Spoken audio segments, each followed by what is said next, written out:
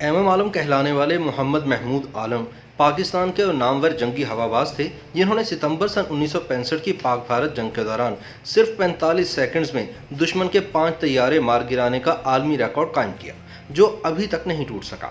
تاہم دو فوجی dictators general Zia الحق اور جنرل مشرف نے اس قومی ہیرو کے ساتھ جو ناروا سلوک کیا اس کے بارے میں کم ہی لوگ جانتے ہیں، اور تاریخ کی کتابوں میں تو یہ حقیقت کہیں بھی پڑھنے کو نہیں ملے گی کہ جنرل ضیاء الحق نے اس قومی ہیرو کو ایئر فورس سے صرف اس لیے جبری ریٹائرڈ کر دیا تھا کہ ایم عالم فوج کی سیاست میں مداخلت کے مخالف تھے۔ ایم عالم کے خاندان نے پٹنہ سے کولکتہ ہجرت کی تھی، جہاں اس بہاری کم بنگالی خاندان کے ہاں 6 جولائی سن 1935 کو محمود نامی بچے کی پیدائش ہوئی جو بعد ازاں ایم عالم کے نام سے مشہور ہوا۔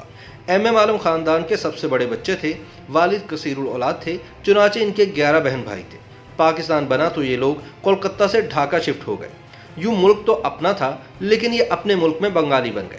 ایم عالم ڈھاکہ کے گورنمنٹ ہائی اسکول میں داخل ہوئے، سن 1952 میں پاکستان ایئر فورس جوائن کی، سن 1953 میں کمیشن مل گیا۔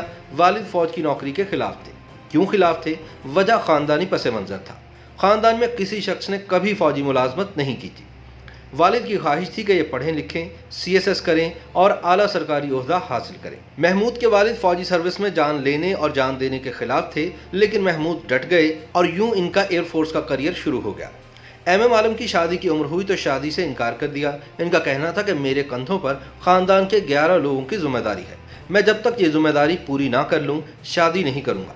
سن 1965 کی پاک بھارت جنگ شروع ہوئی۔ بھارت نے 6 ستمبر کو لاہور پر حملہ کر دیا۔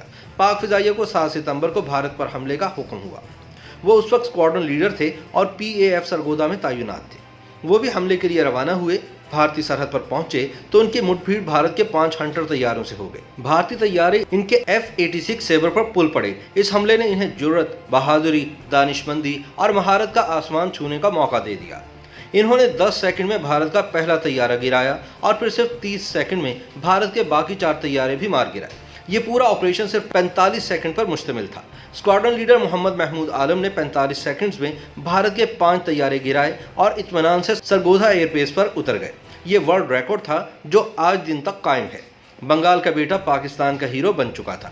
بنگال کا وہ بیٹا آج بھی پاکستان اور پاکستانیوں کا ہیرو ہے، لیکن پھر اس ہیرو کے ساتھ کیا ہوا؟ یہ کہانی ہمارے اجتماعی ضمیر اور ہماری قومی نفسیات کا مکمل اور جامع ڈاکومنٹ ہے۔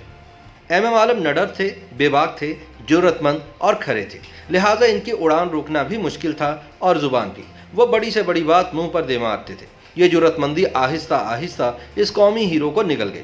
وہ مشرقی پاکستان کے حالات سے دل برداشتہ تھے۔ وہ ببانگ دوحل کہتے تھے کہ بنگالیوں کے ساتھ بہتر سلوک نہیں ہو رہا، لیکن ان کے خیالات کو لسانیت قرار دے کر مسترد کر دیا جاتا تھا۔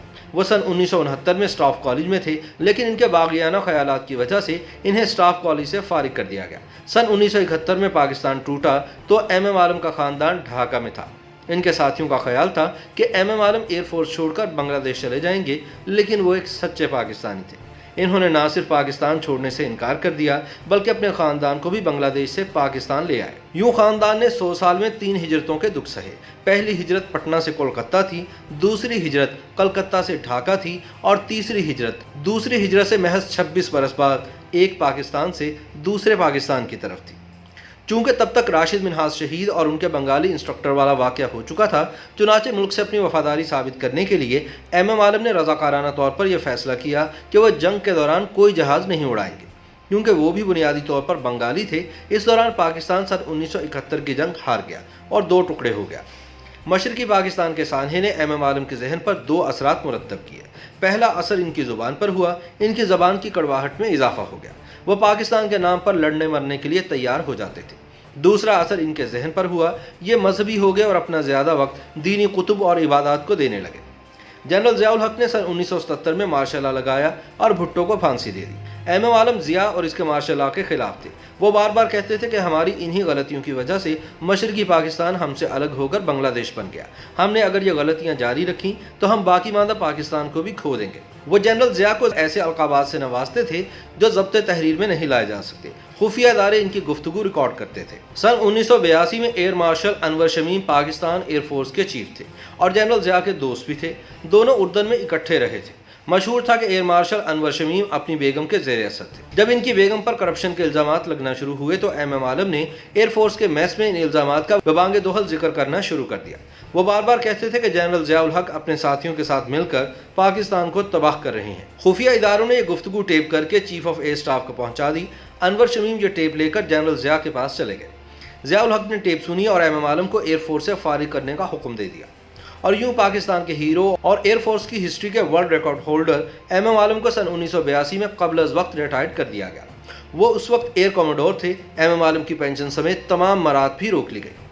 वो दरवेश सिर्फ इंसान थे, इनका कोई घर नहीं था, शादी की नहीं थी, लिहाजा वो रिटायरमेंट के बाद चकलाला एयरबेस के मैस में मुकीम होकर सिर्फ एक कमरे तक महदूद हो गए। बस अब उनकी ज़िंदगी में किताबें थीं, इबादत और रियाजत थी और उनकी तलख बातें थीं। सरकार कोशिश करके नौजवान अफसरान को इनसे दूर रखती थी, लेकिन इसके बावजूद भी अगर कोई जवान अफसर एमएम आलम तक पहुंच जाता था तो उसके कवाइफ जमा कर लिए जाते थे और बाद-अज़ां उस पर खुसूसी नज़र रखी जाती थी। चुनांचे नौजवान अफसर भी इनसे परहेज करने लगे। जनरल ज़िया की एक तैयारा हादसे में इबरतनाक मौत के बाद एयरफोर्स ने एमएम आलम को पेंशन और दीगर मराद देने की कोशिश की, लेकिन इन्होंने साफ इनकार कर दिया। एमएम आलम खुददार इंसान थे, 10-10 दिन फाका काट लेते थे, लेकिन किसी से शिकायत नहीं करते थे। लेकिन फिर मुद्दत बाद एक ऐसा शख्स एयर चीफ बन गया जिसने इनकी कमान में काम किया था। उसने इनके तमाम दोस्तों को दरमियान में डाला। 2 दर्जन लोगों ने इनकी मिन्नत समाजत की और यूं वो रिटायरमेंट की तवील मुद्दत के बाद सिर्फ पेंशन लेने पर रजामंद हुए। लेकिन जब जनरल परवेज़ मुशर्रफ ने इक़्तिदार पर कब्जा किया और आइन तोड़ डाला तो एमएम आलम ने उन पर भी तनकीद शुरू कर दी। वो फ़ौज के सियासी किरदार और करप्शन को मुल्क की तबाही का असल ज़िम्मेदार करार देते थे। वो कहते थे कि जनरल मुशर्रफ और उनके साथी भी करप्ट हैं और ये हवस इक़्तिदार का शिकार भी है। ये लोग मुल्क को तबाह कर देंगे। खुफिया इदारे फिर एक्टिव हुए और एक बार फिर एमएम आलम की गुफ्तगू टेप हुई और परवेज़ मुशर्रफ को पेश कर दी गई। मुशर्रफ ने एयर चीफ को तलब किया, टेप सुनाई और उनसे कहा, चकलाला हसास इलाका है, ये शख्स हमारी नाक के नीचे बैठकर हमारे ही खिलाफ गुफ्तगू कर रहा है, इससे बगावत फैलने का खदशा है, आप इसे रावलपिंडी से कहीं दूर भिजवा दें। आर्मी चीफ का हुक्म था, चुनाचे एमएम आलम का सामान बांधा गया और इन्हें रावलपिंडी से कराची पहुंचा दिया गया। इनका अगला ठिकाना फैसल बेस था और ये इंतकाल तक फैसल बेस में ही मुकीम रहे। दिसंबर सन 2012 में इनकी तबीयत ख़राब हुई। इन्हें नेवी के अस्पताल शिफा मुंतकिल किया गया। ये वहाँ 18 मार्च सन 2013 तक दाखिल रहे। 18 मार्च को जब इन्होंने आखिरी सांस ली तो इनकी शुजाअत और बहादुरी के नगमे गाने वालों में से कोई भी शख्स इनके सराहने मौजूद नहीं था। एमएम आलम पाकिस्तानी थे।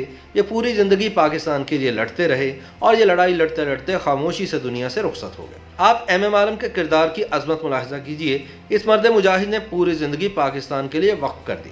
मुल्क के लिए 2 हिजरतों का दुख सहा। वह सन 1971 में बांग्लादेश चले जाते तो वह यकीनन बंगला एयरफोर्स के चीफ होते, लेकिन इन्होंने पाकिस्तान छोड़ना गवारा ना किया। एमएम आलम पूरी ज़िंदगी उन लोगों के दिए दुख सहते रहे जिन्होंने पाकिस्तान को तबाही के सिवा कुछ नहीं दिया।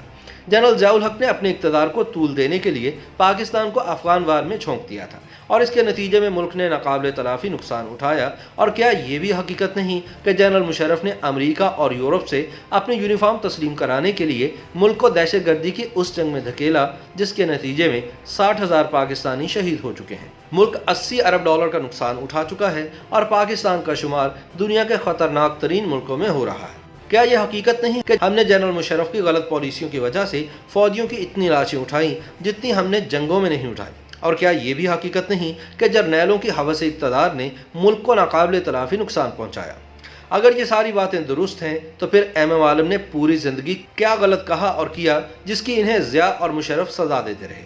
हमें कम से कम ये तो मानना होगा कि हम एक ऐसी कौम हैं जो अपने हीरोज़ के मुँह से भी असल सच सुनने के लिए तैयार नहीं। हमारे मुल्क में 2 तरह के सच बोले जाते हैं, असल सच और सरकारी सच। और जिना के पाकिस्तान की बदकिस्मती ये है कि यहाँ हमेशा असल सच हारता है और सरकारी सच जीत जाता है। YouTube पर गूगली न्यूज देखने के लिए youtube.com की सर्च बार में गूगली न्यूज टीवी टाइप करें। गूगली न्यूज के पेज पर सुर्ख रंग के सब्सक्रिप्शन वाले बटन पर क्लिक करना ना भूलिए। YouTube पेज पर अपलोड होने वाली वीडियो से बाखबर रहने के लिए बेल आइकन पर क्लिक कीजिए। आपको हर नई वीडियो के बारे में नोटिफिकेशन मौसूल हो जाएगा।